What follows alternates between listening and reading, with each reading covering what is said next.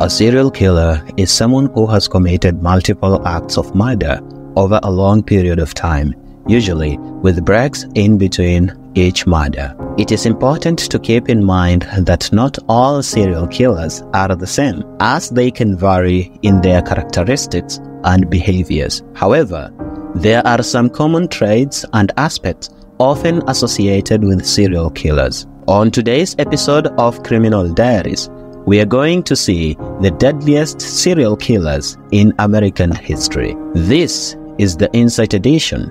My name is Yusuf, and please support us by subscribing.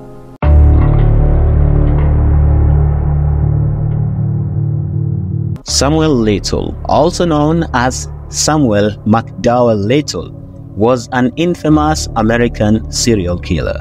Born on the 7th of June 1940 in Reynolds, Georgia, Little's criminal activities spanned from the 1970s to the early 2000s. He preyed on vulnerable women, often targeting those involved in commercial sex work or struggling with drug addiction. Little will manipulate and gain the trust of his victims before committing heinous acts of violence against them. His lengthy criminal record, which included convictions for theft, assault, and sex offenses, allowed him to evade capture as he constantly moved around the United States. Little's killing spree went unnoticed for an extended period due to the misclassification of his victims' deaths as natural causes, accidents, or drug overdoses.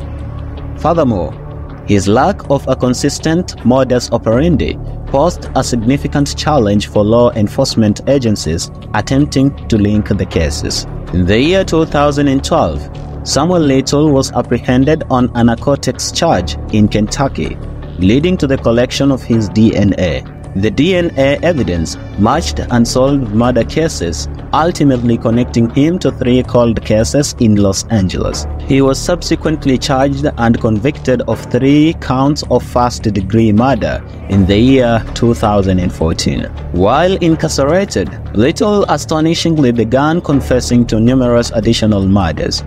He claimed to have taken the lives of up to 93 people over several decades. The FBI collaborated with local law enforcement agencies to verify his confessions, resulting in further charges and convictions. What made Little's confessions particularly credible was his ability to recall specific details about the crimes and victims, even after several decades had passed. His cooperation with authorities played a crucial role in solving several cold cases and providing closure for the families and friends of his victims. Samuel Little died on the 30th of December 2020 in a Los Angeles County area hospital. Although California Department of Corrections and Rehabilitation sources indicate no cause of death, Little suffered from diabetes, heart problems, and other health conditions. Samuel Little's life and crimes are a chilling example of a serial killer who operated under the radar for an extended period before finally facing justice. His legacy stands as a reminder of the importance of vigilance and thorough investigations in the pursuit of truth and closure.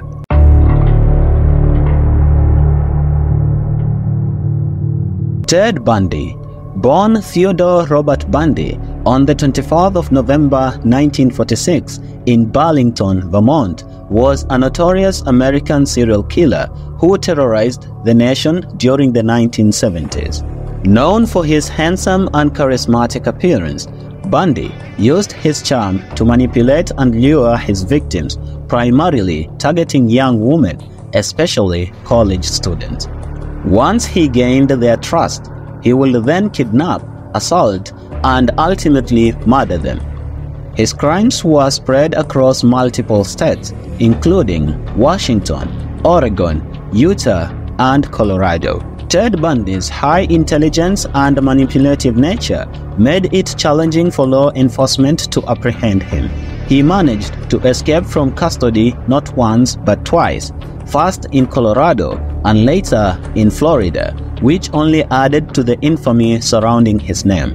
However, He was eventually captured, tried, and convicted for multiple murders. Although the exact number of Bundy's victims remains uncertain, he confessed to the murders of 30 women in various states. Some believe that the actual count could be higher. The brutality of his crimes and the chilling nature of his acts shocked the nation, solidifying his place as one of the most infamous serial killers in American history.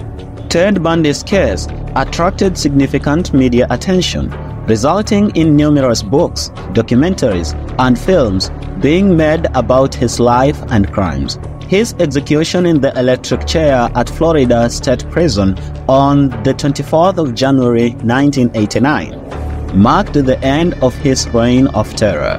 Yet, even today, his story continues to captivate and horrify people, serving as a chilling reminder of the depths of human depravity.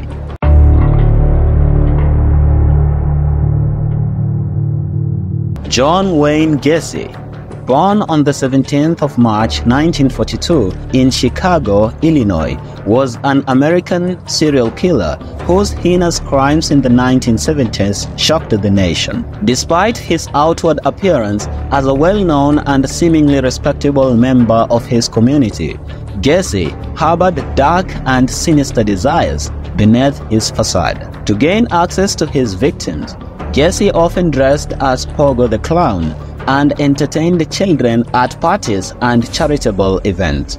This allowed him to establish a sense of trust among his victims, most of whom were young boys. Between the years 1972 and 1978, Gacy sexually assaulted, tortured, and mercilessly murdered at least 33 young men and boys. Gacy would lure his victims to his home with false promises of money, work, or a place to stay. Once in his clutches, he subjected them to unimaginable horrors. After ending their lives, he callously disposed of their bodies by burying them beneath his house or discarding them in nearby rivers. Gacy's crimes remained undetected for years due to his apparent respectability and his ability to manipulate both his victims and law enforcement. However, his reign of terror came to an end in December 1978 when a 15-year-old boy named Robert Peast disappeared. Investigators traced the boy's last known whereabouts to Gacy's home, leading to his eventual capture. During a search of Gacy's residence, the police uncovered chilling evidence of his crimes, including the personal belongings of missing victims and the sickening stench of decomposition. Gacy was promptly arrested and later on confessed to his unspeakable act. In the year 1980, Gacy faced trial and was convicted of 33 counts of murder. He was sentenced to death. For 14 years, he languished on death row before finally meeting his fate through lethal injection on the 10th of May 1994.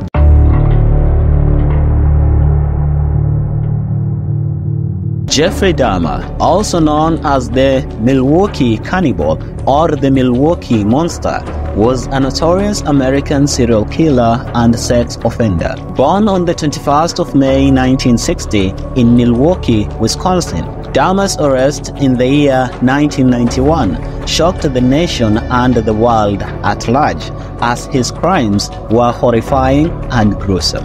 Between 1978 and 1991, Dahmer committed a series of heinous acts, including the sexual assault, murder, and dismemberment of 17 young men and boys. His modus operandi involved luring his victims with promises of money or drinks, only to drag and strangle them. After their death, he engaged in acts of necrophilia, and in some cases, he even dismembered the bodies, preserving body parts and engaging in cannibalism. Dahmer's ability to deceive law enforcement and manipulate those around him allowed his crimes to go undetected for years. However, in the year 1991, a potential victim managed to escape from his apartment, leading the police to the horrific discoveries within. In the year 1992, Jeffrey Dahmer stood trial and was ultimately convicted for his crimes. He received 16 life sentences in prison, totaling to 937 years without the possibility of parole. Unfortunately, his time behind bars was cut short when he was beaten to death by a fellow inmate in the year 1994. The case of Jeffrey Dahmer remains one of the most disturbing and infamous instances of serial killing in modern American history. Books, documentaries, and films have attempted to delve into the mind of this serial killer responsible for such heinous acts, shedding light on the darkness that lurked within him.